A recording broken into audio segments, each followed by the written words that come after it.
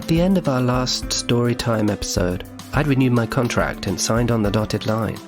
I'd been convinced to stay by a few things, some extra perks thrown into my package, the promise that one of the new teachers, Dodie, wouldn't be my boss, and the supplementary promise that the manager of the international department, Jane, would remain here at the school to enforce those aforementioned promises.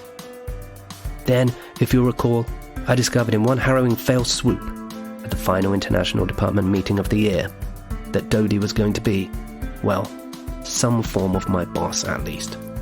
Even if he did say, "Don't worry, I won't make you call me boss," and that Jane was leaving the school and wouldn't be enforcing anything in this troubled town. As Dodie had said, not long after he joined us, "This is my town," sent shivers down my spine. After that, I learned by way of a slightly drunk and gossipy jest that rumours had been circulating about me and the married biology teacher. Everyone knows. Put it all together and what do you get? I needed to get out. But I was locked in, contractually bound, with a hefty penalty for withdrawing. Spring was now receding and the end of the second semester was merely weeks away. The long and welcome summer holiday was soon to come, and all the foreign teachers in the school had made up their minds about whether to go home for good or to remain in the Middle Kingdom, either at this school, the cradle of elites, or somewhere else in this vast and mysterious country. For some, like Jess, Malcolm Gladwell, Douglas Coupland, same thing, whatever, the decision was simple. For her, the job wasn't very fulfilling, and there was something about being imprisoned behind large fences which was, well, it just didn't feel right on some level. Besides, she had an interview with the school in Shanghai, and they were offering a ton more money than this school offered, so the writing was very much on the wall where that was concerned. Then there was Kelly, for whom much of the year was defined by ongoing battles to secure a better diet than the complimentary offer dished up by the school's canteen staff. Such was her almost single-minded focus on the pleasures of food. Kelly to world, judge me if you want, assholes, this is who I am. For others, well, for Eddie, "We all know you're talking about me. I'd appreciate it if you said it straight." The decision had been made on his behalf. The Laowai get away with a lot in China, but there was only so much swearing and throwing objects at kids that the management could tolerate, and Eddie had simply thrown one board eraser too many. The fact that at least one kid had turned to eating glass in his classroom probably didn't help his case. The rest of us decided to make it official and have one more night at Brew Kettle. It had witnessed many a drunken drama throughout the year, including that moment when Penny and Mark locked horns. He finished talking and raised his hand, like a child in one of our classes. "May I say something?" he said. "Sure." "Go fuck yourself, bitch." But both of them were back to play pool and wish each other Godspeed for their following adventures. Mark was moving on. "There's only so many things you can put up with, and this school is not one of them." But Penny, much to my surprise, was staying at the cradle, having had reassurances from Jane, the manager. Penny's concerns, you might remember, were of the pedagogic variety. "The teachers in 7th grade speak very good English, but they won't speak English to kids in the hallways." She literally just wanted to teach the kids in the best way possible and felt constantly frustrated by bad decisions and bad communication. This is pretty noble if you think about it, compared to the rest of us. Anyway, she may have had reassurances from Jane, but as we now discover, Jane is quitting. So, I wouldn't put much faith in that. Jane wasn't at the pub for our final drinks that night, but one of her goons, one of her enforcers, Abe, I saw Adam caring for all his students, no matter what they do, how naughty they are, came to join us. The other goon was Shin, but she wasn't here tonight. I had had zero contact with her since the pneumonia debacle at Christmas. Chinese teachers are also sick, but they still work. You've used up your sick day allowance, and the parents are complaining. But it wasn't just me that Shin wanted to avoid. Most of us, in our own ways, had fallen out with Shin. She was also leaving in the summer break. Shin would have taken a lot of flack from teachers on behalf of the school. A bit like when people get angry at customer service assistants on the phone. They don't deserve that. They don't make the rules. Still, who else are you going to sound off to? Abe wasn't the only member of the Chinese staff who joined us for our final piss-up, though.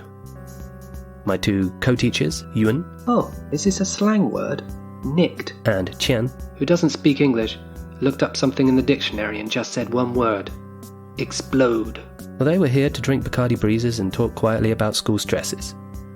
Also, all-girl art class teacher Lily was here, The one who I joined in the freezing countryside for the Lantern Festival. Remember the goose we killed earlier? Wait a minute. There's a more appropriate clip in the records for Lily. Now where is it? Yes. Lily switched to voice messages. The phone pinged. Anyway, she's very pretty, and I think if you want to date her, maybe you can, because she stays here herself. Maybe just go back at weekends. So, she is lonely, and you are lonely, so I understand. I think if you want to date her, maybe you can. If you want to date her. It was Lily who'd encouraged me to date the married biology teacher. As I stood there beside the pool table, watching Penny and Mark battle it out in fairly good spirits, I peered over at Lily, as she sat there with the other Chinese teachers, the three of them giggling and flushing red and gently teasing each other. And I wondered. I wondered about Lily.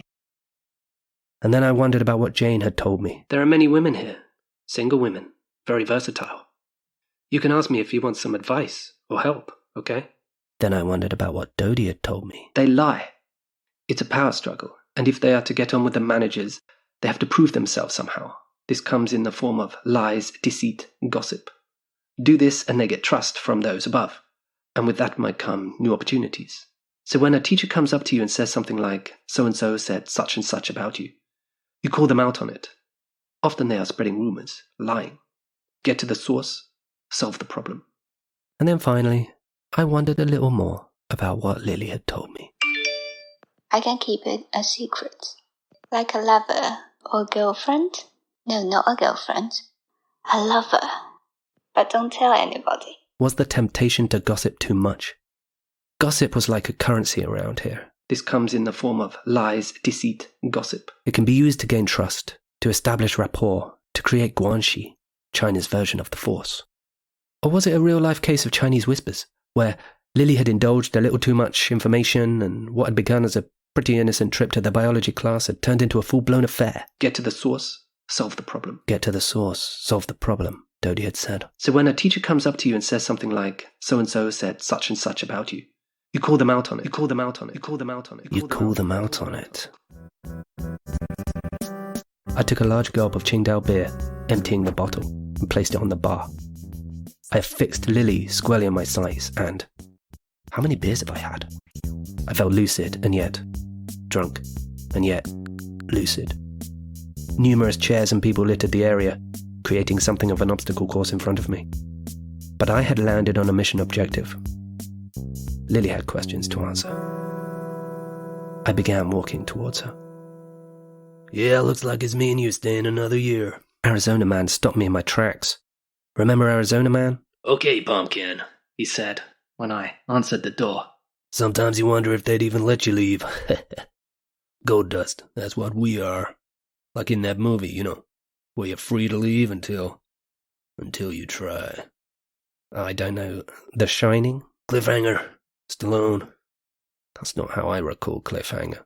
Yeah, and it's not like we haven't pushed our luck, if you know what I'm saying. Yeah, I didn't know what the man was talking about by this stage. And not just because I was drunk.